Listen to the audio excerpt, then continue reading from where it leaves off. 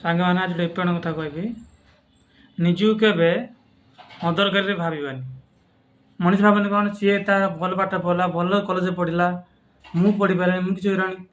ତାର ଟ୍ୟାଲେଣ୍ଟ ଅଛି, ଧର ବିଜନେସ୍ କଲା, ଟ୍ୟାଲେଣ୍ଟ ଅଛି, ସେ ଇନକମ୍ କଲା, ସବୁ କଲା। ସେ ତେବେ କେବେ ନିଜକୁ କେବେ ଅଦରକାରୀ ଭାବିବେନି, କାହିଁକିନା ନିଜର ଟ୍ୟାଲେଣ୍ଟ ନିଜେ ଖୋଜିବାକୁ ଚେଷ୍ଟା କର, ବୁଝ ନା।